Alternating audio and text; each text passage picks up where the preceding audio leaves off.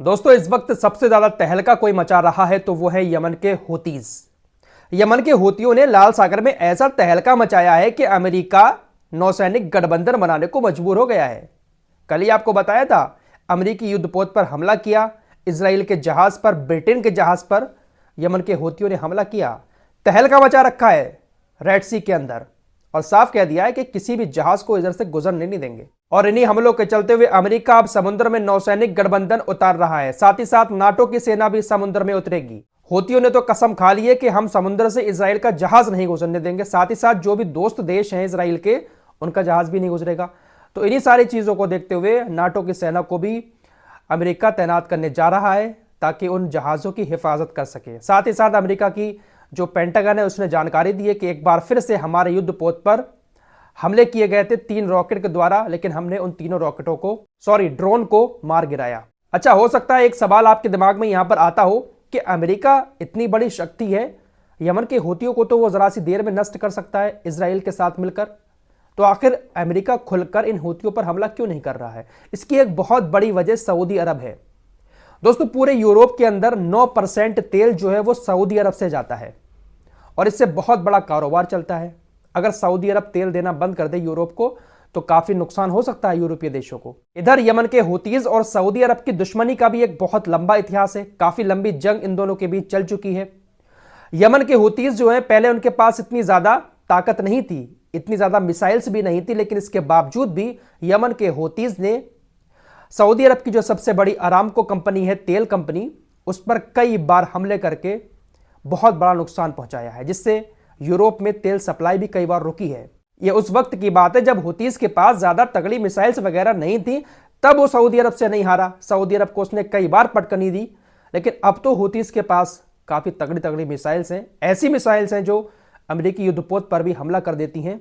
तो एक सबसे बड़ा रीजन यह भी है, अमेरिका इसीलिए हूतीज पर हमला नहीं कर रहा है, क्योंकि अगर हूतीज पर अमेरिका इजराइल हमला करेंगे तो उधर हूतीज सऊदी अरब के ऊपर हमले शुरू कर देगा, क्योंकि सऊदी अरब के अंदर भी अमेरिका का वेस बना हुआ है। और अगर हूतीज ने सऊदी अरब के ऊपर हमले शुरू कर दिए, अरामको कंपनी को एक बार फिर से निशाना बना दिया, तो तेल की सप्लाई भी बंद हो जाएगी और इससे सऊदी अरब को भी काफी नुकसान होगा। तो सऊदी अरब भी इधर अमेरिका से कह रहा है, भैया थोड़ा सा ठंडे रहिए, यमन के हूतीज समुद्र में ये जो जहाजों पर हमले कर रहे हैं तो आप खुद जहाजों को सुरक्षा दे दो, हम जंग नहीं चाहते हैं। सऊदी अरब बहुत डर रहा है यमन के साथ जंग लड़ते हुए। फिलहाल कुछ भी सही, लेकिन जो हूतीज हैं वो खुलकर गाजा और फिलिस्तीन के सपोर्ट में जो उनसे हो रहा है वो कर रहे हैं। लेकिन ये अमेरिका यार अजीब ही दोगली कंट्री है यार। ये जो बाइडेन का दिमाग पता नहीं सनक चुका है, क्या हो गया है बुढ़ापे में।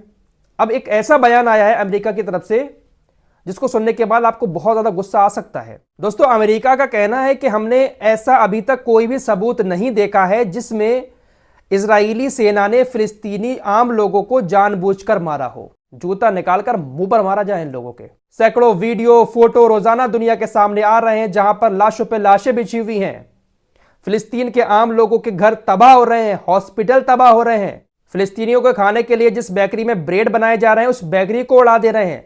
लगातार रोजाना इजराइल की सेना फिलिस्तीन की आम आवाम को मार रही है, लेकिन अमेरिका कह रहा है कि हमारे पास अभी तक ऐसा कोई सबूत नहीं है जहां पर इजराइल की सेना ने जानबूझकर आम नागरिकों को मारा हो। ये लोग एक नंबर के शैतान बन चुके हैं और जब तक अमेरिका इस तरह के स्टेटमेंट देता रहेगा, पूरी दुनिया में किसी की औकात नहीं होगी कि वो खुलकर इजराइल की मुखालफत कर सके। और बाकी जो हमारे किन्नर देश हैं 57, उनसे तो क्या ही उम्मीद करें। खुलेआम कत्लेआम हो रहा है, उस कत्लेआम का भी अमेरिका के पास कोई सबूत नहीं है। वहीं दोस्तों, कल मैंने आपको एक खबर बताई थी, मस्जिद अल-अक्सा के जो इमाम थे उनके घर में इजराइल डिफेंस फोर्सेस घुस गई, उनके ऊपर प्रतिबंध लगा दिया कि आप मस्जिद अक्सा में आप नमाज नहीं पढ़ाएंगे जाकर। अब खबर आ रही है कि उनके घर को इजरायली सेना ने तबाह कर दिया है।